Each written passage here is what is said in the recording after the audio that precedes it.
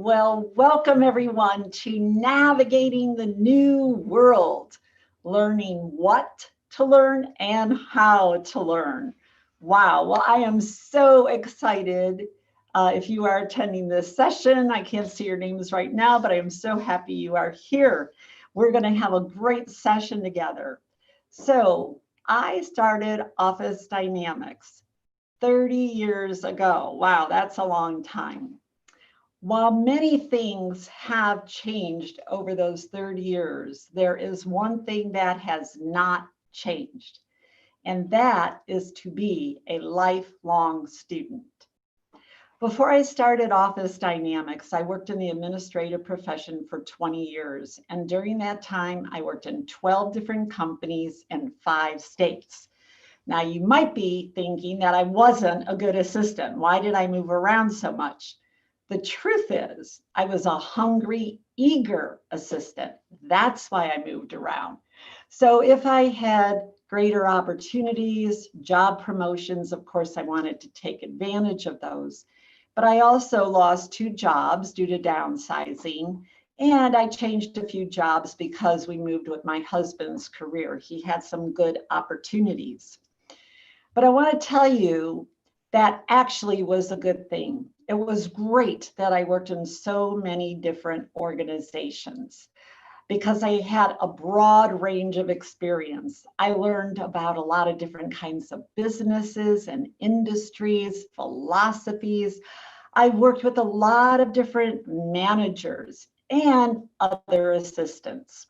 So it was all great.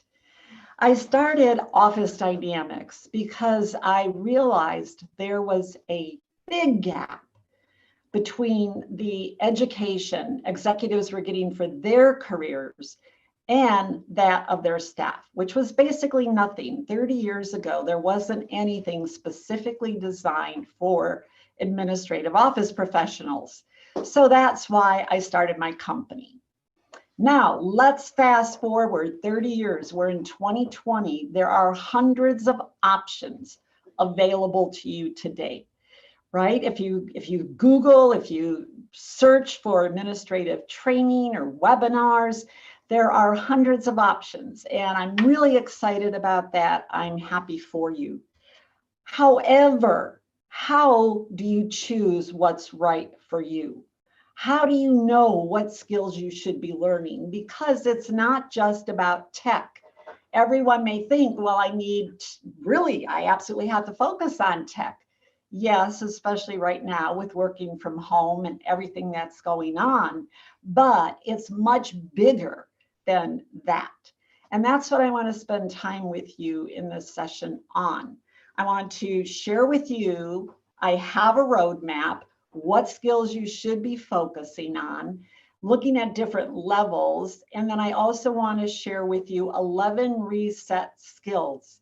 In other words, these are skills that you really need to focus on now, really should have been focusing on the last few months, but now and as you move forward, due to the situation and the different world that we're living in. Again, we're navigating a new world. What are the exact skills you need?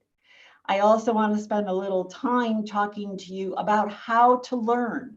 Everybody is jumping on the bandwagon of virtual training. Are they learning? That's the key. So we're going to talk about that a little bit. And then I'm hoping that I'll have a little time. I believe we will have some time that I can take some questions. I would love to answer any questions you might have. So let's get started. So first of all, think of your skills and development as levels of learning. And I'm going to show you an image that will help you understand this. So if you'll bear with me a minute, I will share the screen. Hopefully everyone can now see this. So this is a creation of mine, and this is from years of researching what types of competencies administrative professionals need and adjusting as appropriately. So first of all, if we look at the core down here, that is one level. Those are called your foundation competencies. We could all relate to these, right? As assistants, these are almost the things you do every day: the communications, email management, manager support, project management, time management, travel planning, teamwork, right? Those are the foundation. Now, the key with your foundation skills is don't ever stop refining them. So sometimes it's easy, you know, when you've been in the profession for a while, to say, I don't have to think about that skill anymore. I don't have to work on travel planning, or I don't have to work on time management. I've got it down pat. A STAR assistant never thinks that way. A STAR assistant is always working on those skills, refining those skills. And in fact, these are more important than ever. If you think about all the assistants out there now, or many of the assistants, I should say, are supporting multiple people. And now we've got the chaos of the world. We have a lot of vulnerability, complexity, uncertainty, and then you're working from home. So all the more need to be organized, to work as a team. You've got to have outstanding communication skills, your time management, and so forth. So always work on these. And another way I like to explain this is if you picture a building with several floors.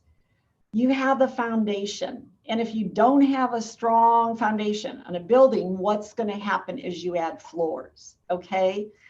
Then we have, these are what we call up here. This is your second level of skills. They're called advanced competencies.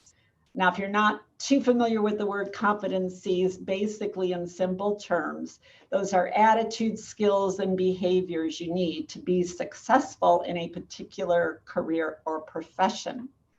And these, by the way, are all, not even all, this is a portion of what we teach here at Office Dynamics. Over 30 years, these are the different kinds of skills we teach. And we focus on interpersonal soft skills, not the technical. So if you look at advanced skills, the types of things you should be developing or that you can work on, collaboration, let's take that one. Collaboration is different from teamwork. A lot of people think they're the same, but they're not. In teamwork, everything is kind of mapped out. You have a coach, someone takes the lead, and there's a rule book. Collaboration, there isn't necessarily a leader. It's coming together with a lot of different people with unique skills and talents, and the process evolves. So just to give you a quick tip, attitude management, leadership, that's an advanced skill. Career management. So as you move forward, think about your foundation skills, keeping those solid, and then building from there.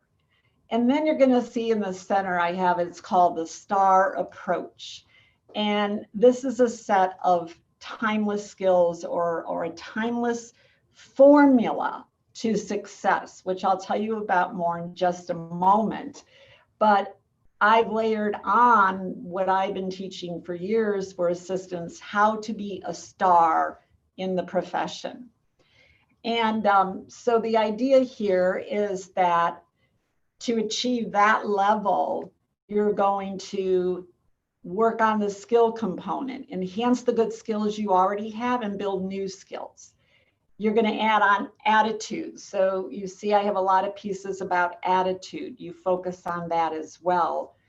The third part of the formula is team and building strong team relationships and strategy. This is the missing piece that I see in most assistants. Now imagine over 50 years of observing and being involved in this profession, I've seen thousands and thousands of assistants, thousands. So I'm talking about the star assistants here. Why do certain assistants stand out over others? It's because they're using all this whole combination, and strategy is usually the missing piece. So you also want to incorporate knowing how to set goals for yourself, your career goals, your developmental goals.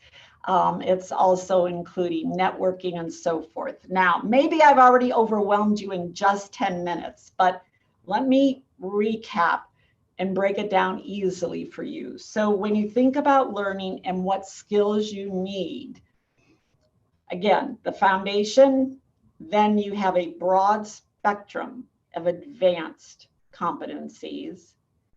And then kind of that overall layer, or the icing on the cake, as I call it, is always working in those 4 areas or growing the 4 areas.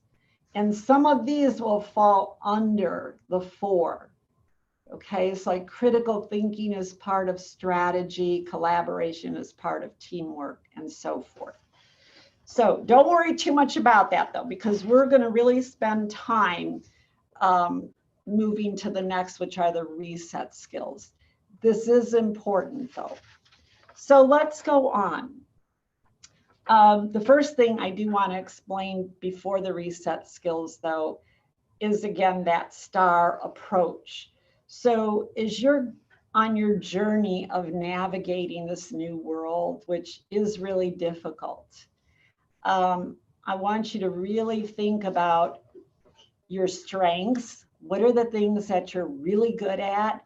And are they visible to the people you support? Because if you're working from home, sometimes they're not visible. And we'll talk more about that later.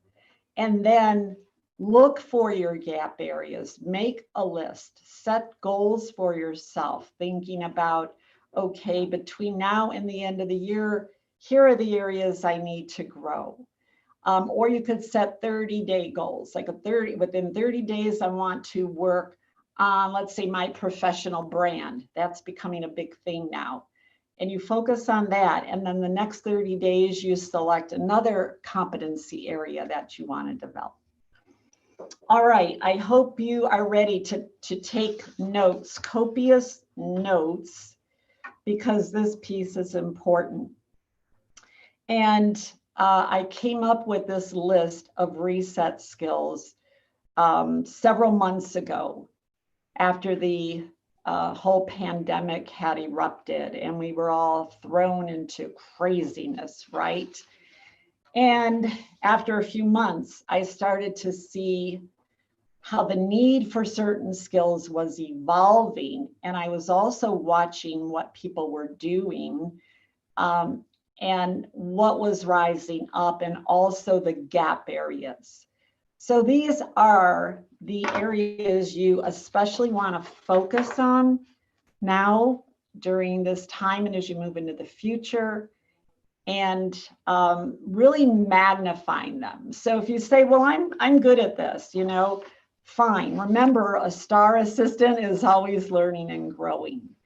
So the first one actually on my list is collaboration, which I was just telling you about. So think about the last several months, since March, actually it's been 8 months. What have you been doing with your coworkers, your managers, the people you work with and support? Probably without realizing it, you have been collaborating. Think about when this all started. We did not have a rule book on how to work through a pandemic. None of us knew anything, right? We were stunned, we were shocked. And no one could tell us, here's the book. It was just immediately, go home, work from your home, don't go out of your home. And little by little, we all had to figure it out. We had to be in the moment. We had to be spontaneous. We all had to bring our gifts to the table. That's what collaboration feels like. I love collaboration. Things evolve and amazing things happen that we could not anticipate if we had written a rule book. So continue to collaborate, and you have to be comfortable with it. If you're a person who wants clear rules and procedures and you want a roadmap, which some people do, it's not happening. It's not happening. And we still have a lot of unknowns ahead of us. So the way to manage the unknowns, the way to manage that stress is to just trust in the process of collaboration. I promise you it works. And that also means bringing your gifts to the table. You want people to know the talents you have, the gifts you have, and what you can contribute. Number 2 is technology. Of course, critically important. I know I've certainly had to work on myself and developing my technical skills. And it's been a little bit, it was a hurdle in the beginning. At Office Dynamics, we mostly teach 90%, I would say, of our work is on-site training. We go into companies and we work with the assistants in that organization. That's what we do.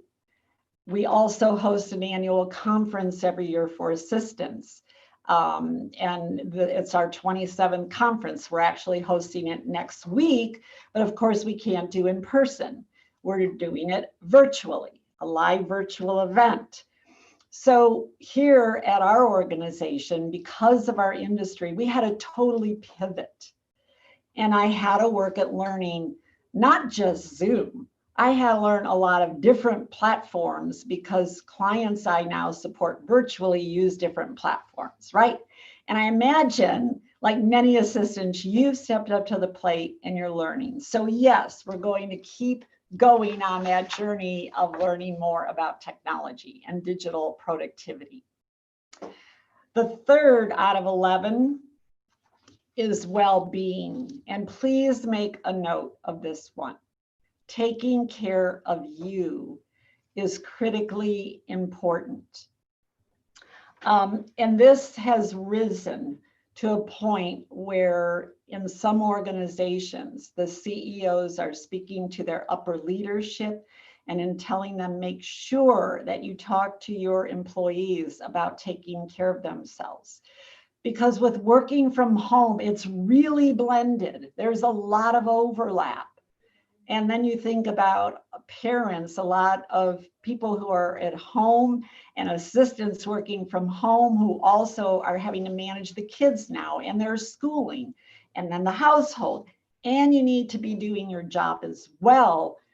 Without you realizing it, you could be having a lot of stress in your body and not even realize it.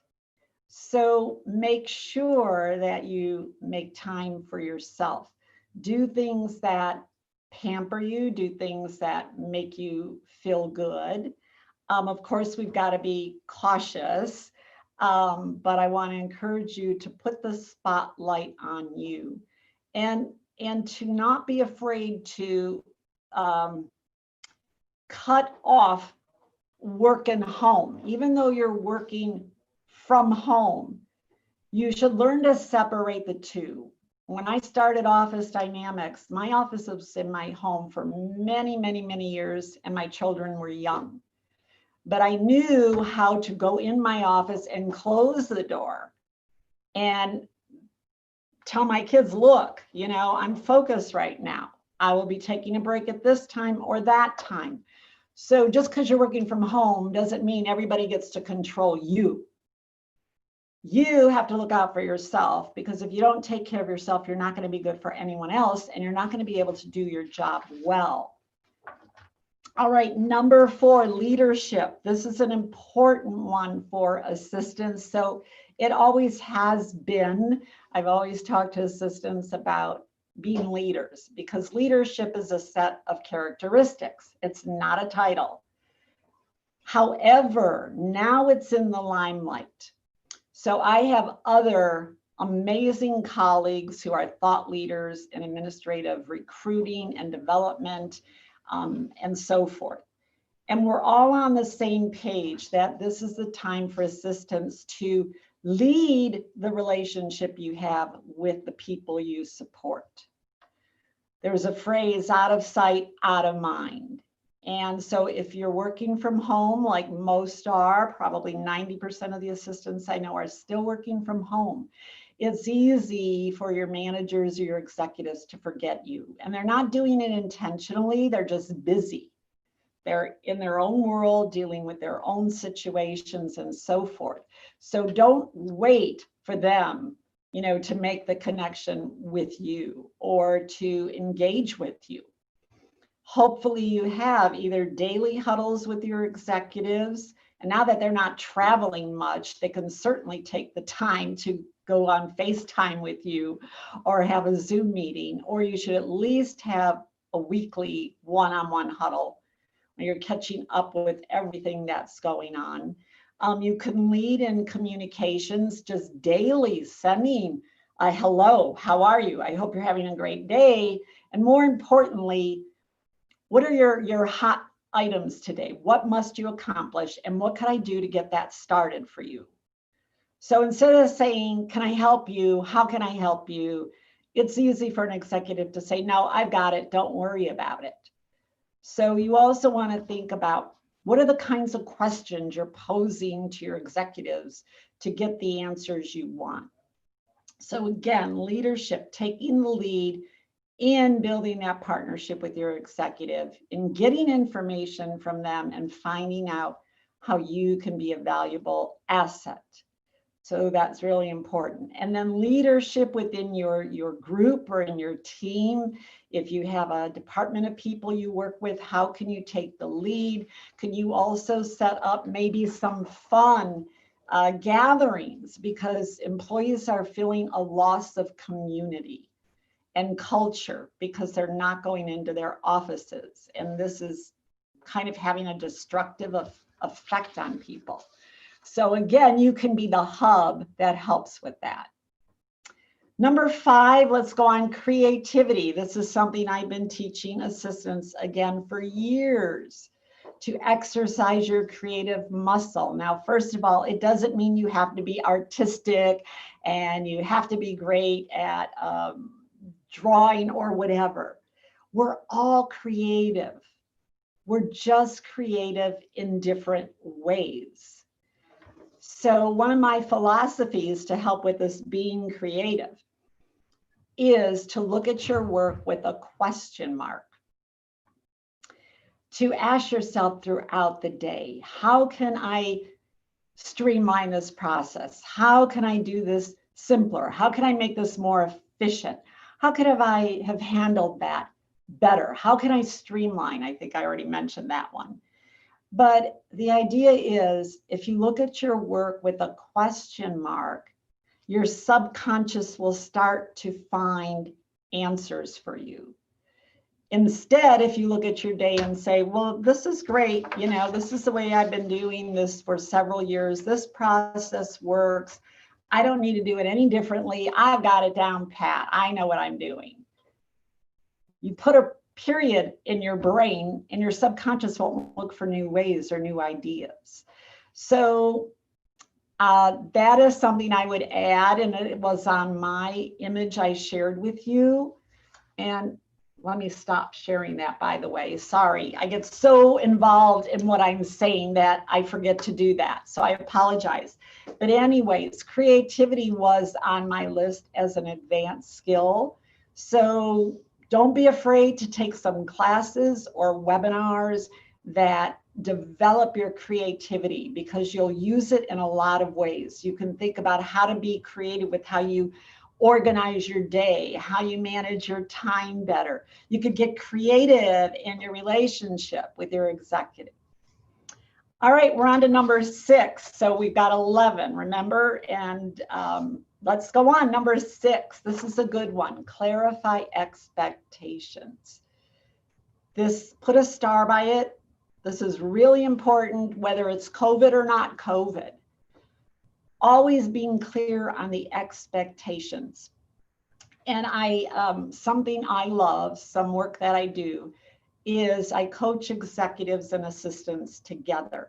I've coached over 300 teams personally. I work with them one-on-one. And in many instances, I go into their office for 2 days and I watch everything they do, every little thing. I watch how they interact. We look at all their processes.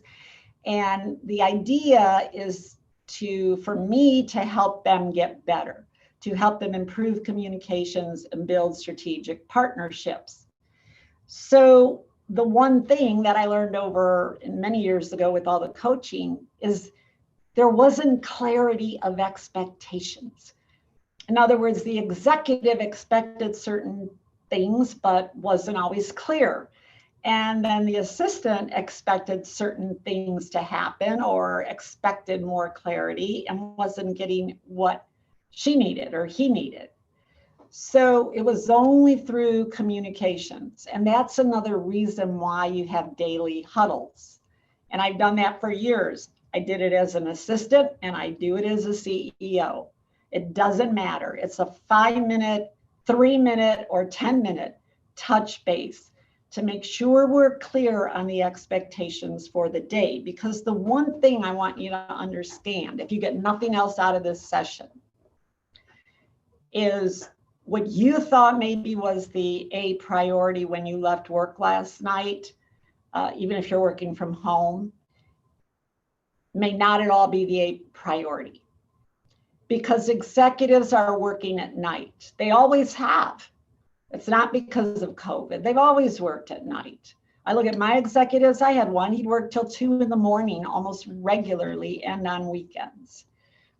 Plus, there's many of them are up early, in getting things done. So what could happen is what you thought was the A priority yesterday is no longer the A priority because of what your executive did the night before. They could be on calls. I do the same thing. So when you have that morning, it gives you that opportunity to clarify the A priorities for the day. Be really clear. And I would also say being clear on expectations. I know you probably already have your system down from working at home for several months now. But as you move forward, if things change, if you start going back into the office a few days a week, eventually many of us are going to start going back. It's to keep communicating what your executive expects, but also you have to communicate what you expect. A good leader wants to know what their assistant needs, what they can do to help that person be more successful. So don't be afraid to say, I need more. I need clear direction. I need to have a daily touch base. Not like, oh, it would be nice if you and I could touch base if you have time. That's weak. Again, lead the relationship and don't be afraid to do it because most executives will respect you for taking the lead. All right, let's go on to number 7 is continually assess your strengths and your gaps. As I said earlier, so make a list of what do you do really well? What do you enjoy? And make sure those strengths are visible. It's a win-win situation. If you're doing what you love and what you're really good at, you're going to do a great job and your organization is going to be happy. They're going to get better results. And then again, keep working on your gaps. And the goal would be to work on this gap column and start to move them over a little bit toward a strength column.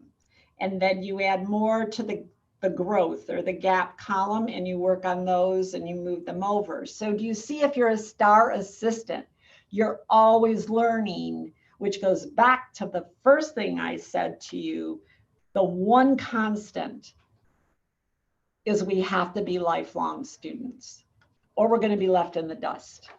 All right, let's go on to number 8. This is a really good one. Develop a high tolerance for change. Now, I've been speaking on change since 1990, and the only thing that has changed are the kinds of changes. But what I said 30 years ago about change have not changed. In other words, we have to develop the skill of thriving on change. And I would encourage you again to look for webinars or workshops, blogs. You could go to our website, officedynamics.com. I'm sure I have written about change, or our YouTube channel. I know I've got videos there, but it's an absolute must today, right? Look at what we've been going through. And so you have to get a little tough-skinned about change and dealing with it. And there are specific strategies. Look for the opportunities in change.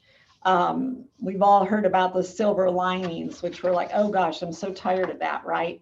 But there are ways that you can turn change into opportunity and growth. Number 9 is emotional intelligence. I wish I could do a raise of hands. I'd love to know how many of you have been studying emotional intelligence. That's an absolute must in this day and age. So add that to your list of what to study. Again, if you're not sure, I'm giving you the list. Here's what to work on, okay? So there are 4 dimensions. I'll give you a quick lesson on emotional intelligence. The first dimension is described as I know me. So we all know ourselves, our hot buttons, what sets us off, what excites us. The second dimension, I manage me. So that's important now. We have to manage our emotions. The third dimension is I try to know you. So now that's very important, and especially in your roles as assistants, to really pay attention to others, try to understand them, try to know them. And right now we also need a lot of patience with everyone.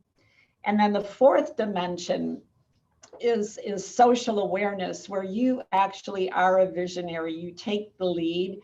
And if you see a difficult, maybe a difficult conversation happening between 2 people and you're in a Zoom meeting, you jump in to help facilitate that. So you get involved and you take the lead. All right, number 10, this definitely has emerged since working from home. Build a community. And I alluded to that just a little while ago. So I also belong to the Human Resource Association and the Training and Development Association. So daily I get quick news about what's going on. And a lot of employees are feeling isolation. I mean, working from home was fun 8 months ago, and now people are kind of tired of it. They're missing being able to go to their offices and feeling their corporate culture. They don't feel that, community. We were fortunate. We came back to our office in May because we have a small office and we all have our private spaces. We were so excited to get back. You have those spontaneous moments and conversations, and it's just feeling other people around you. So think again, are there things you could do to help give the people you work with the most a feeling of community? The 11th, all right, this is definitely high level executive assistant work, thinking, I should say. And it says, I have here, stay informed and understand the potential ramifications for your organization and for yourself. In simple terms, what that means is first of all, let's break it down, stay informed. You've got to pay attention to what's going on, but you also have to kind of filter it because there's a lot of depressing news right now. And if you listen to all of that every day, it can certainly bring you down. But you want to stay informed, especially in the business world. What's going on with our economy, with businesses, or industries that affect our businesses. So if you think about the hotel industry, the convention business, travel, all of that, right? If your industry is at all connected to those you're affected, you could be affected. And the idea is to say, based on what I'm reading, based on what I'm seeing, what is the potential impact? Could that impact our industry? Could that impact my company? And if it does, what does that mean? Does it mean we might have a reorganization? Does that mean that employees are going to be furloughed? Could I be one of those employees? Are they going to have to lay people off? All kinds of things are going on right now. There's a lot of movement every day. and you don't want to be just sideswiped.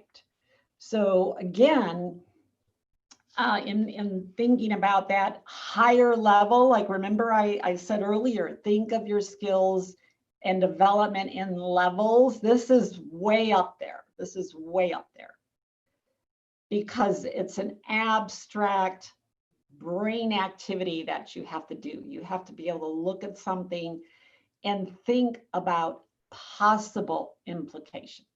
It doesn't mean it's going to happen, but you want to be prepared. And if you have questions about that, we can talk about that in a little while.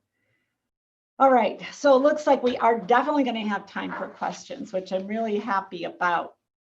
But what I'd like to talk to you about now is how to learn, okay? Right now, of course, 99% of what's out there is virtual, right? We don't have the in-person events. And we're swimming in virtual events. I mean, I've been doing virtual classes every week since COVID started. We've got events like this wonderful event today. We're having our virtual event next week, actually. But I wanted to talk to you about it's not the modality. So those are called modalities, you know, the kind of learning that we can do, webinars and in person, virtually instructor-led. So there's two different kinds of virtual as well. There's recordings where you just watch the recorded presentation. And then this is called virtual instructor-led if it's live, or just live virtual. So we want to talk about, it's not the modality. Training and development and learning is about behavior change.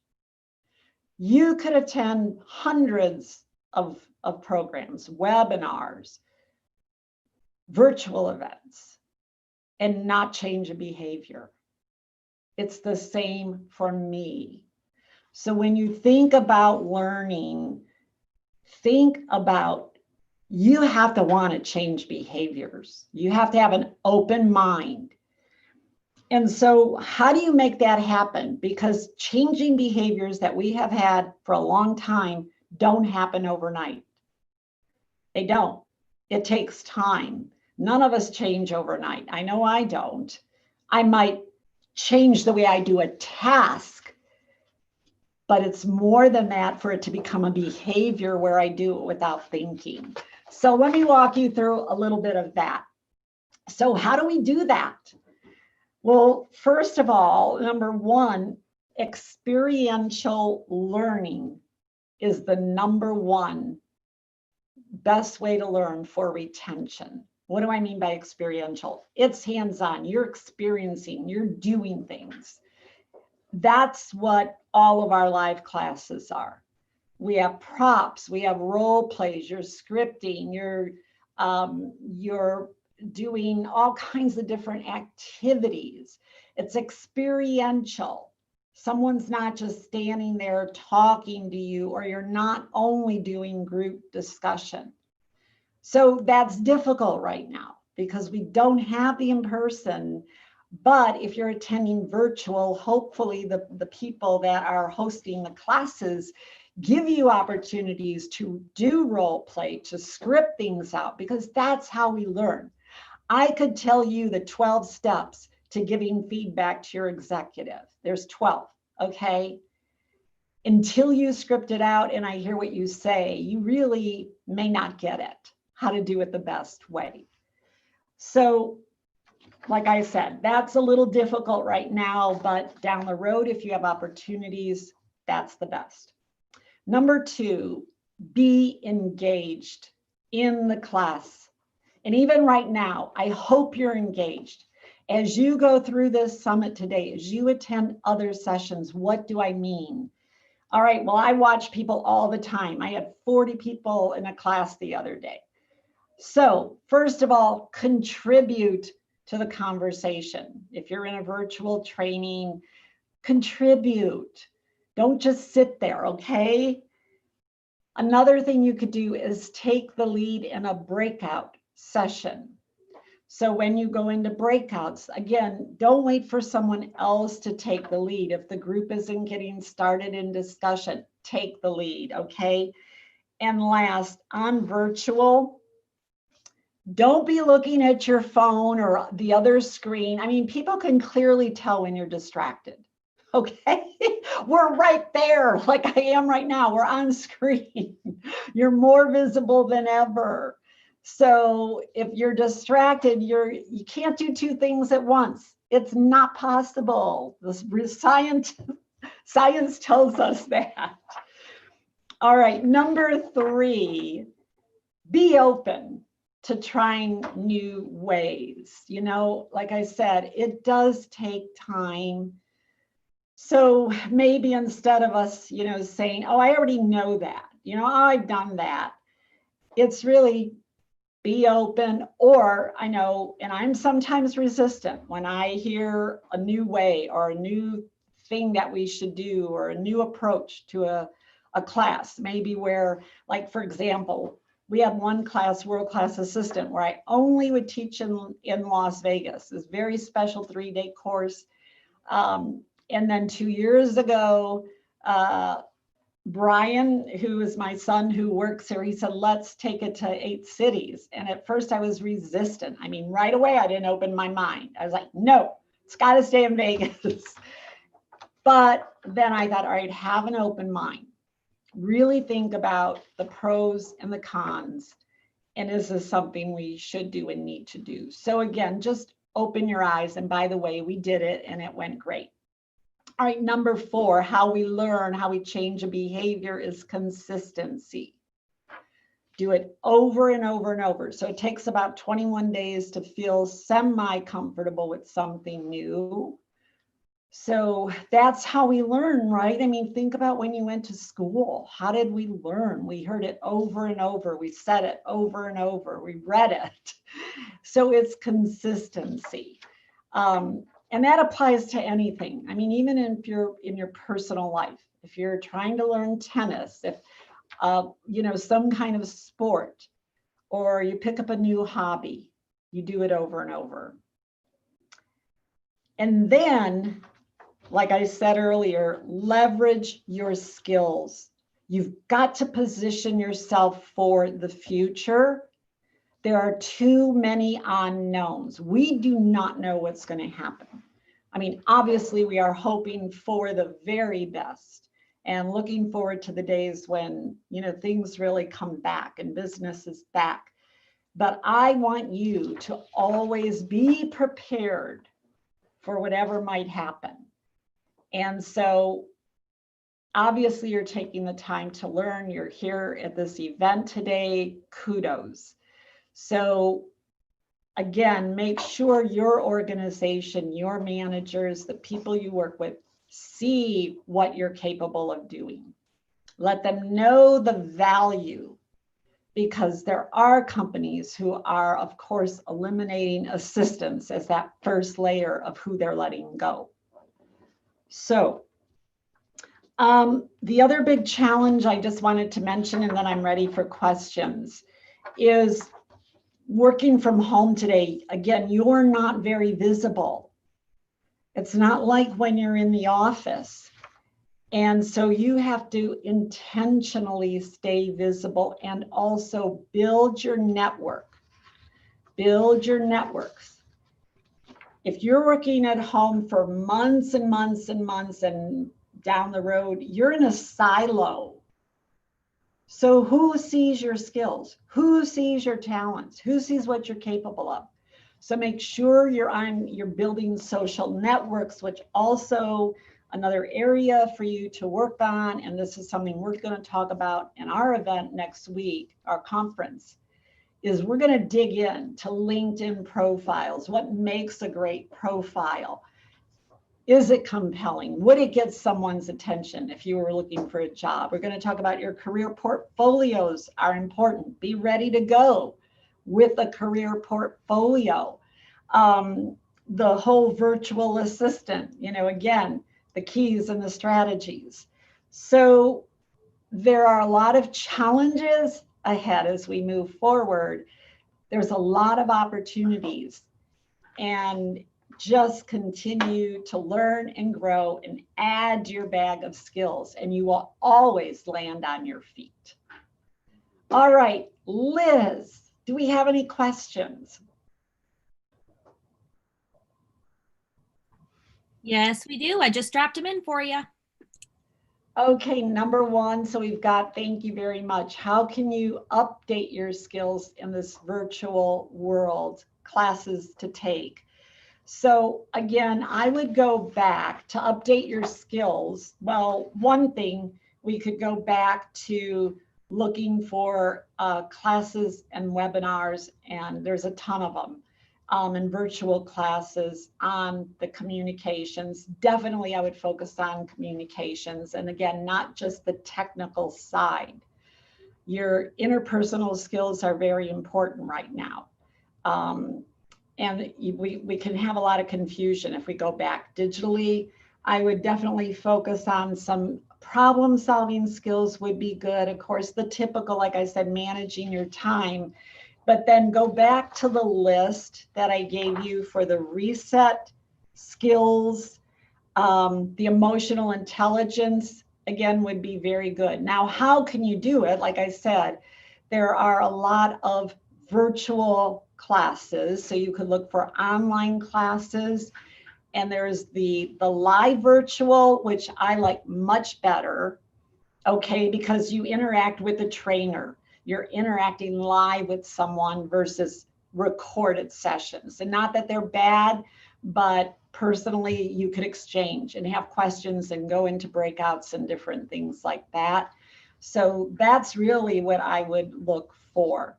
And then there are some great, of course, classes on technology. I would check out Vicki Sokol, Sokol Evans. She's amazing. She's going to be presenting at our virtual event next week, but she's presented at our live in-person event. She makes learning digital productivity fun. She's smart, and she will show you, she's got over 100 tips that she teaches. So she has several courses. I would check her out as well. How do you build a community within your company, being new and remote, not knowing your coworkers? I haven't met them, only online. So that's a really good question.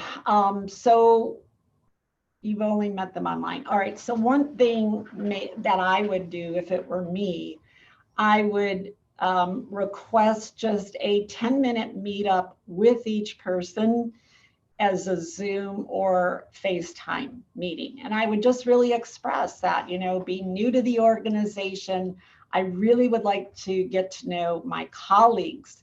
And instead of, you know, doing this online thing, can we have a face-to-face? I assume that's what you mean by only online, that you're sending emails to each other. That's my assumption, or texting. So one, you want to get that personal touch with that person. And then after you meet the one-on-ones and have those personal conversations. And again, it's just a simple conversation. You could ask them, well, you know, if you could, how long have you been here? What is your job? What do you love most about your job? What do you bring to the table? So that's easy to ask people about their jobs, what they love about their job. What part of the puzzle are they within the organization? Those types of conversations. Not so much about their hobbies. I mean, you could ask about that later, but you really want to learn about their work.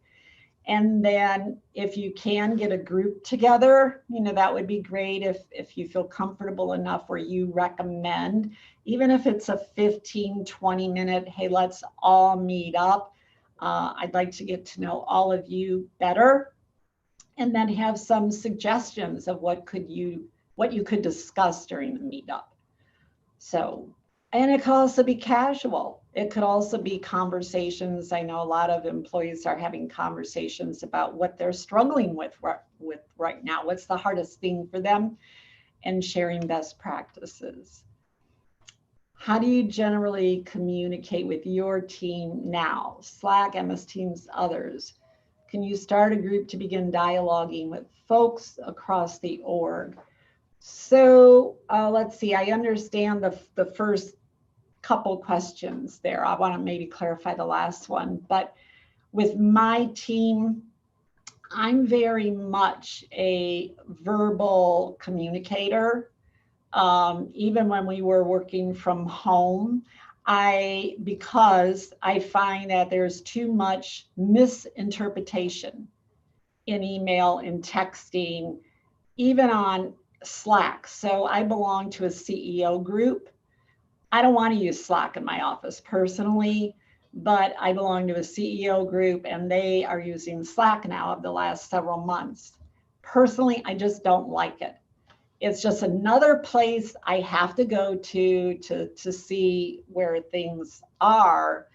So yeah, for me and my team, our best tool, and again, we're a smaller team, we're not huge, we're 5 people, is for us to, again, either when we were working from home, we'd set up Zoom meetings so we could really discuss things. Now we might email each other information ahead of time or share documents in Google Docs. Okay, so we would prepare for our meetings, look at things within the documents, and then we'd each make our own notes with questions or comments that we added. Then we would have our physical meeting and drill down and get clarification on things we weren't sure of, or take that opportunity to make sure we were prioritizing, that we could be clear on expectations. So even if you're using the other tools, and I know a lot of companies are, still, you've got to have the conversations. And the other thing I find for me that I get upset about is I waste a lot of time going back and forth and reading everything. And then I've got to clarify what people mean. And to me, it just wastes my time. So, and I want answers quick and I want things done fairly quickly. So maybe I'm not as patient with that as well. But other organizations are using it. Some people swear by it, but I think it's because they don't have those other methods that they've been, finding effective. And communicating with my team, aside, like I said, from in person, I mean, really, that's it. We are very good at staying on. And the other piece is, I guess, communicating on a regular basis. We don't let a lot of time pass. So that's maybe the other piece to add to it. Not only what tools are you using, but it's having frequent conversation, especially today because everything's changing so quickly. And then I'm not quite sure, I'm sorry about, can you start a group to begin dialoguing with folks across the org? I'm not exactly sure what you're meaning by that question, but if you're referring to, can you personally start a group and go across the organization? I would say yes, because any way that you can take leadership that is a positive for your organization will be viewed highly. And again, as long as you know what your goals are for doing that and setting some parameters with that. And then also, I would like to just quickly mention, while we're talking about sharing ideas and what assistants are doing, Liz, hopefully this is okay. We have a Facebook group now for assistants called Administrative Access. And we have about 1,200 people on there. And daily I go on and I see assistants are asking each other all kinds of questions about best practices. They're presenting their challenges and their things they need answers to. So that's something you could check out. So how do you start to build the foundation of trust with the team to make collaboration stronger in your organization? As far as building trust, it's really, we have to earn trust, right? We actually earn it. And we earn trust by doing what we say we're going to do. right? So when you're working with others, you have to think of those ways you can demonstrate that you follow through, you do what you say you're going to do, that if you take something on, for one of those teams, or you involve yourself in something they're working on, that you show them you can do a good job, that you're on it, that you're monitoring, and so forth. So, like I said, we have to earn trust from people. I think another way that we build trust is by being authentic and real. That's a big one today, authenticity. So it's just being who we really are and being transparent. Now, I have no problem being transparent, but it's not easy for a lot of people. And I don't mean just say whatever you want to say and not consider other people's feelings, but it is about being open and honest about your views, your perspectives. If you see the team's working on something and you have a different view or opinion about it, be real about it. But it's how you present it, it's how you deliver your message, that makes a difference. So I guess that's it. If there's any other questions, I guess now would be the time. We just have about 2 minutes left. I hope this session helped you. Like I said, I know there are a lot of opportunities for you, and that's the good news, but choose what's right for you, because if you're going to spend your time on learning, you want to spend it on those classes and topics and courses that are going to help you achieve your goals. So I think that's it. I am done. And I guess if you wanted to learn more about our conference, you can check that out too at Office Dynamics. Thank you, Liz. Are you taking over, or Jason? Yes, we will take over. All right. Thank you so much. A pleasure.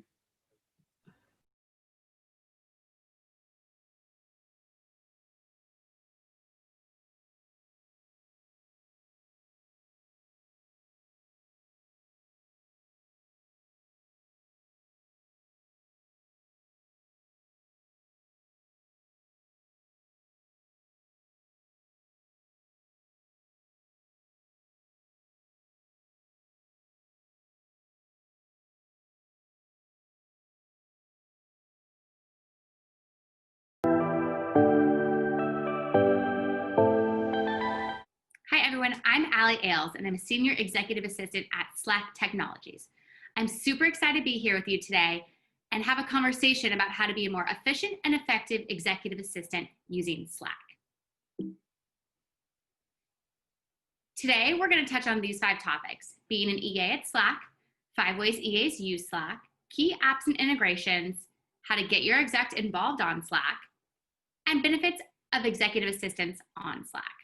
But first, what is Slack? In the words of our CEO, Stuart Butterfield, this is Slack.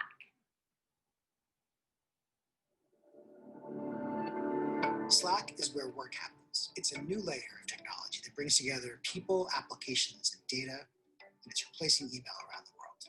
The easiest way to understand it is that Slack replaces email inside your company. It's enormously important, but inside of a company, it works so poorly. Imagine a 10,000 person company. On average, each person sends 30 emails a day. It's 300,000 emails every day. But consider things from one individual's perspective. Today, she got 23 emails. That's not even 1/100% of all the communication that happened inside the company. Maybe someone else gets 57 emails.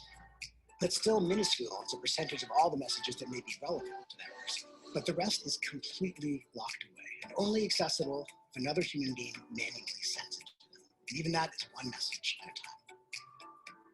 You have these enormous flows of critical information coursing through the organization, but each person only has this tiny view. Their inboxes are partial and fragmented and radically incomplete. And every single view, the primary window people have to what's going on across the company, every single view is unique. This is nuts. And I guarantee you we will look back at this moment in history shaking our heads and wondering how we ever dealt with it. So what's the alternative? Well, first, let's turn the email into messages. And now, rather than inboxes, we're going to organize those messages in channels.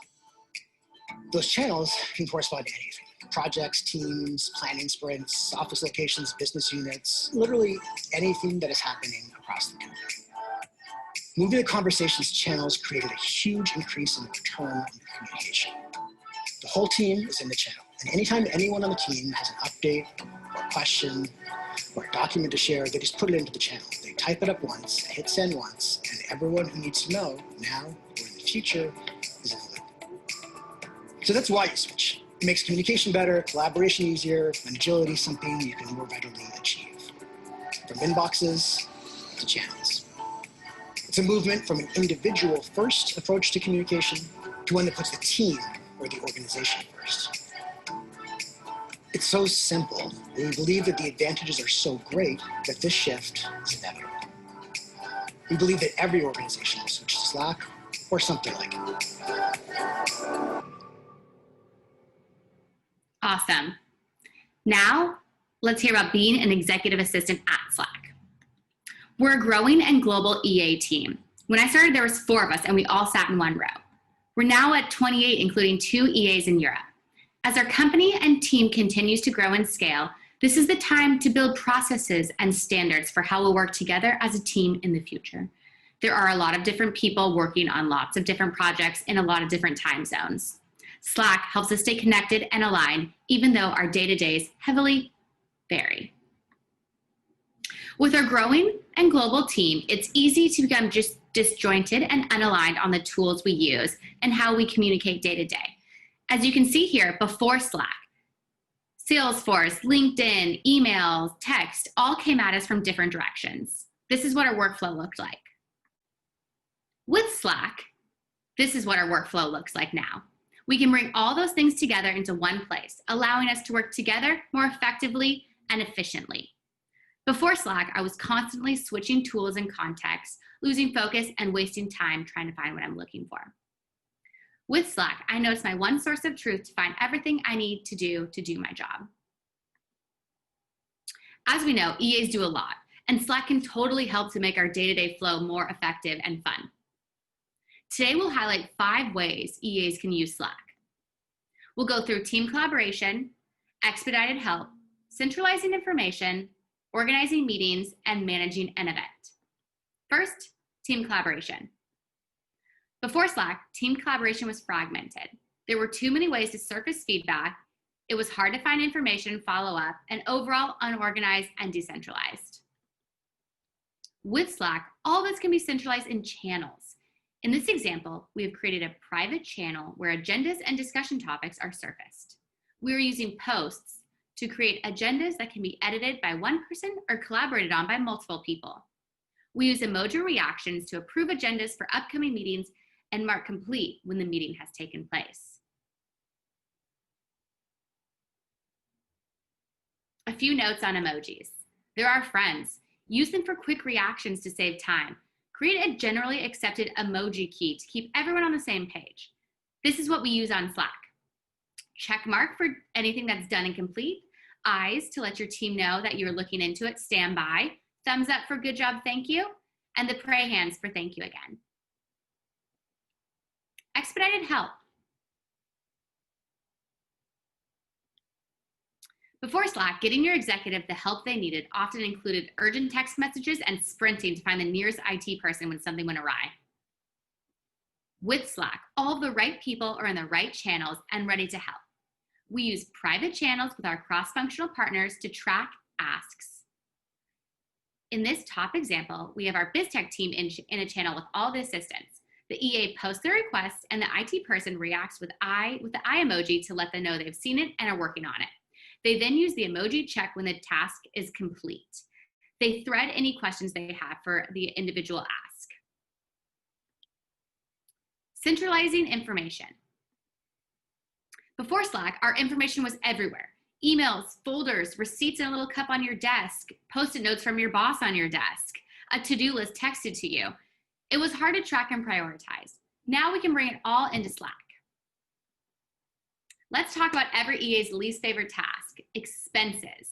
uncrumbling barely visible receipts, calling restaurants from months ago, begging them to send you the receipt, reminding your exec not to throw things away. It's the worst. With Slack, it can be simple though. Create one channel where all your expenses can be surfaced by you and your executive. Use emoji reactions to update status of logging the expense. Let's get back to those Post-it notes and text to do lists. To bring everything into Slack, create a one-on-one private agenda channel with your exec. This is separate from your DM and will be a place where your one-on-one agenda items will live and breathe. Use an emoji key to show the status of each item.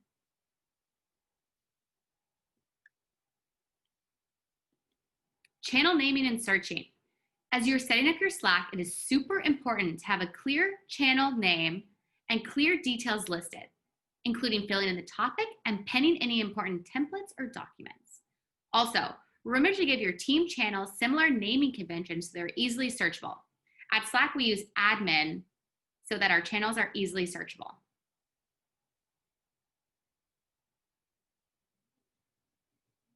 Organizing meetings.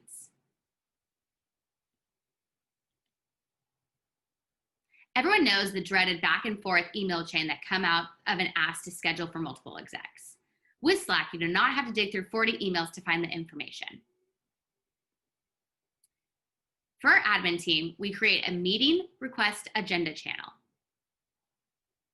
and use a consistent meeting request template to keep asks organized. Use @mentions to only alert EAs you need to schedule with. Use emoji reactions for quick scheduling. In this example, we scheduled this meeting with one post and a few emoji reactions. If more information is needed, use threads to keep the conversation around scheduling each meeting organized and referenceable. We also use templates in scheduling with our cross-functional partners. Each executive has a private channel where their EA can coordinate with recruiters, coordinators for candidate availability, interview scheduling, and resumes. We also use templates for PR requests and legal documents. All information and the directly responsible person is clear, concise, and trackable.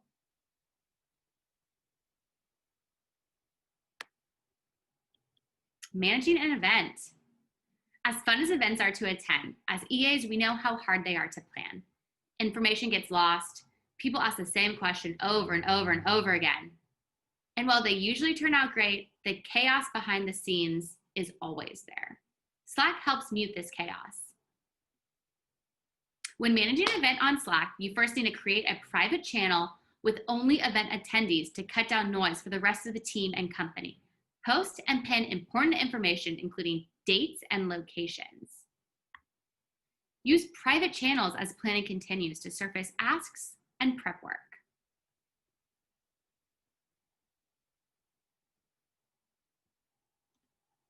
During the event, use @channel mentions to alert entire groups for important updates, ask, and to keep the event running on time. For collaboration with external vendors, add them via Slack Connect for easy coordination all within Slack. Here, we did all of our swag order in Slack.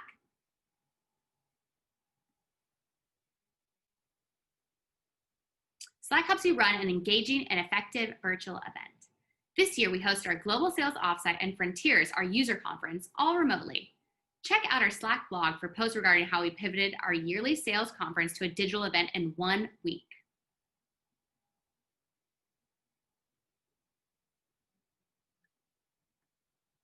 Bonus use case. Have fun on Slack. Engage with your team, enjoy each other, and show your personality. As you can see here, we have a lot of fun in our admin social channel, and we love Beyonce. Key apps and integrations. The Slack app directory has over 2,000 apps built for all types of organizations using Slack. Here are a few of our favorites. Slack native calls. For most meetings, we use Zoom. But for when we just have a quick question or a DM gets too long and we need a quick clarification, we use our native call feature, Slack Calls. In this remote world, for me, Slack Calls is akin to dropping by a coworker's desk to check in or just for a social hello.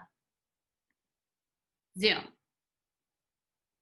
As I mentioned before, there are 2,000 app integrations in our App Store, so there are many video call integrations available. At Slack, we use Zoom.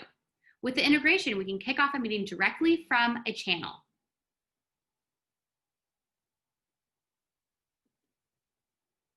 Use the Google Drive integration and grant access or comment on a doc while never leaving Slack. Giphy, everyone's favorite meme hero, is a crowd favorite among our EA team, though we mostly use it in our social channel. Getting your executives involved on Slack. So all of this is really great for EAs in our daily workflow, but really we know it's not going to work unless our exec buys in and uses Slack in their daily workflow as well. This is the list of why your exec should be on Slack.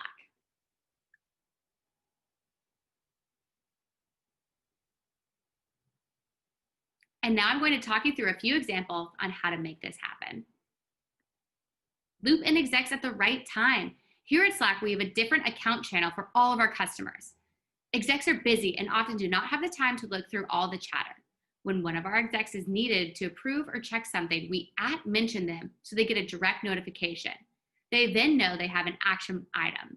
Slack allows you to pull information when needed instead of getting pushed information. Help execs increase their team visibility. Help increase your execs' visibility. Get them to engage with their team by creating an AMA, Ask Me Anything channel. This will make your exec more accessible and visible to the team and company, which is especially important during these remote times. But remember to think about any parameters you might want to use so there are clear expectations for response times, topics, etc.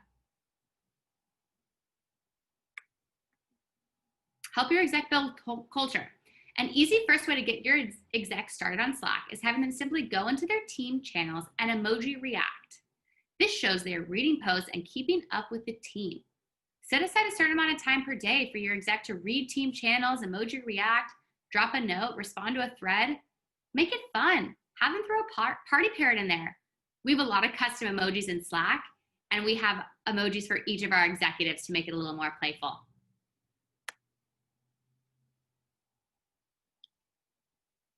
After 47 slides, I'm sure you see the many benefits of executive assistance on Slack, but let's take a quick minute to highlight them. Slack helps you stay focused by streamlining and filtering important information, getting faster and more organized approvals, reducing time and confusion, and helping you easily find the most up-to-date information. And most importantly, Slack makes our work lives simpler, more pleasant, and more productive. Thank you so much for letting me come here today and talk to you about all things Slack.